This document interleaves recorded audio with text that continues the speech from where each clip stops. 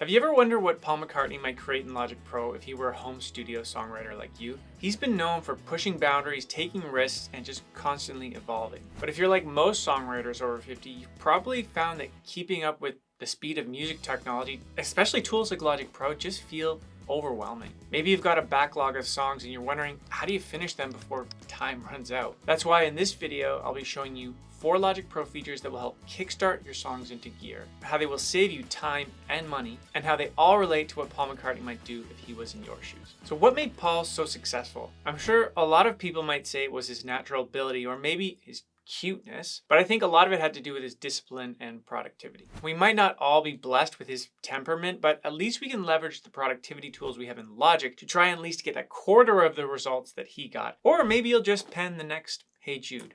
You gotta believe in yourself. So the things that I'm about to show you will save you time so that you can focus on creating songs instead of all the headaches that come with it. If you've seen the recent Beatles movie Get Back, you'll notice that every time the Beatles walk into Abbey Road, everything is set up and ready to go. They can brainstorm, create, and record with no wasted time. There are mics in place, instruments tuned up, engineers, tons of engineers and producers at the ready. Nobody has to spend time on anything or set anything up. That's why you need to leverage the Logic Pro templates. Save time by loading up the instruments and effects that you use all the time. Think of it like setting up Abbey Road. Like, what mics do you have or actual instruments that you can set up in your home studio to have ready to go? Or what software instruments do you want to have ready? What effects could you preload to save time with? What about using song structure markers or arrangement markers in your templates? What about using aux tracks and having preset effects on them? Let's take an example. Here's a template I use a lot. Notice all the things that I have in place, the markers, even some MIDI information that is already recorded, instrument VSTs, vocal tracks at the ready,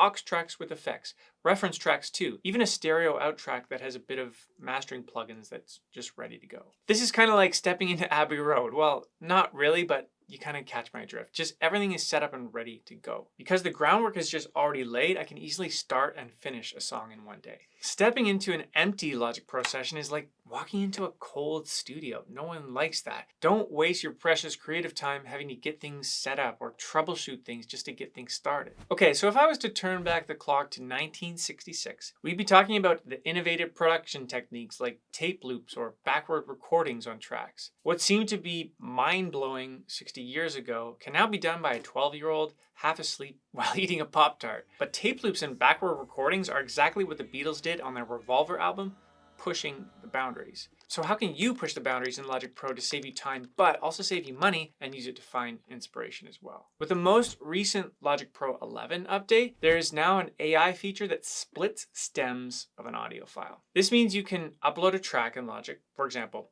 Tomorrow Never Knows by the Beatles from their Revolver album, and Logic will split this track into different sections: vocals, drums, bass, and other. Your mind relax and float downstream.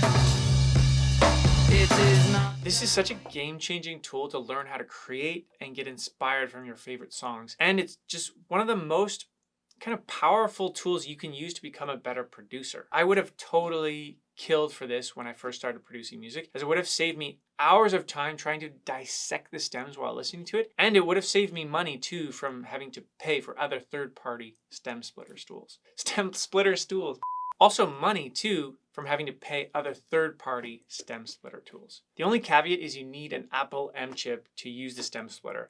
So sorry to all you Intel chip users. So how could you actually use this stem splitter tool to help you produce your song? Let's look at an example. Some of my Logic Pro students really struggle with creating interesting drum grooves and bass grooves. This is a common trap if you're not a bassist or drummer, and that's exactly the position I was in too at the beginning. However, with the stem splitter, you can easily identify how other songs create their grooves. I mean, you could always hear before, like what the grooves were, but now this gives you the opportunity to isolate and dissect the grooves in detail. So the more grooves you begin to study, the more patterns you'll see, and you'll soon start to create like your own that you're really excited about. So don't be afraid to step in and use this new technology. The Beatles did. So I recently finished Philip Norman's biography, Paul McCartney, The Life, and in it he talks about the struggle Paul went through to find perfect bandmates for his band, Wings. He had to experiment with different groups, but eventually they hit their stride. What's changed completely since the 1970s is the opportunity to easily discover and curate thousands of sounds at your fingertips for free. Now, I'm not here to debate what sounds better, like humans or computers, but I am here to highlight the features at your disposal so you can create your music fast from home within a reasonable budget. And one way to do this is actually using session players and virtual instruments in Logic Pro. It's actually very impressive how you can create out of the box bass sounds, drum sounds, and keyboard parts for your songs in Logic. I'm specifically referring to the free session players in Logic, which is also a new feature that came with Logic Pro 11. A drummer, a bassist, and a keyboard player. This is your band, and it's your job to curate the sounds and just test out each member to see how they fit with your song. Just like Paul McCartney did until he found his hit band members with their album Band on the Run. Killer album. Now, I'm not saying you're going to go and produce the next Wings hit with these session players, right? But why not? Like, believe in yourself. So take a listen to some of these sounds that I just created using the session players and notice how much flexibility and option you have to create and curate these parts.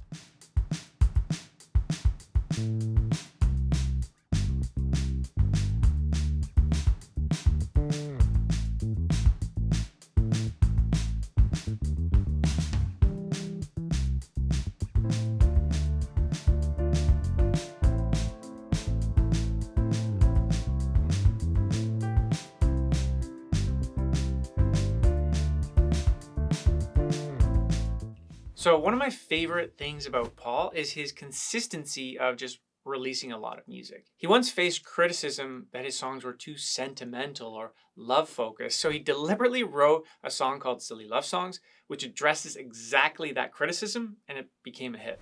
I love it. To think how much time and money was involved to release a song in the 20th century. Could you imagine how much music Paul would create if he started his career today? You can do everything you need in the box with Logic to release a song. Create, mix, and now, most recently, master a song in Logic, which gives you the power to prep your song for streaming services like Spotify and Apple Music. So like before this recent mastering feature, you had to pay someone or use another AI tool to get your song mastered. Now you can do it within Logic Pro all by yourself for free. The mastering tool is a plugin built into Logic that you can find on the stereo out channel. Turn it on whenever you'd like, but I suggest kind of turning it on more towards the end of your mixing stage. Once you turn it on, Logic will make suggestions on how to balance your mix, offer dynamic and width suggestions, and finally, like make your song loud enough too. Every time you make changes to your mix, you can reanalyze by pressing here so that Logic can offer new suggestions based on your edits. And you don't have to listen to what Logic says either. You can dial in exactly how you want your song to sound like using the mastering tool or not using it at all if you'd prefer to master your song yourself and you know how. Let's take an example though and run the Logic Pro mastering feature on the song I'm creating here to try to edit it to our liking. So I can edit the character, EQ, dynamics, and spread to my liking. Caught in moments in the shadows of the past, how calm the good times hardly ever last. I know there's a fire burning in your eyes. Don't let it go out before you fly. Every time you think of letting go, just take a breath and let it out slow. I know it doesn't feel like we've been close, but baby, I got hope that you can hold. We got time, just look at the horizon. Now, if you're going to use this to release a song, then I would make one suggestion. Get some feedback from another producer or engineer you trust before releasing your first song to see what they think of it. Like the first time you try something, you don't have any reference or benchmark to know if it's good or not. That's why you should gut check your song with someone who has the actual experience. Logic is a DAW that's putting money back into your pocket with tools like Stem Splitter, Session Players, and the Mastering tool. Unfortunately though, even when your song is mastered, you still need to go through one more step to release your music. That's why you need to watch this video right here, and I'll teach you the proven formula to crush self-doubt and release your music even if you're scared to. I created this system after thinking too much about what other people thought of my music, and this really completely killed all those thoughts.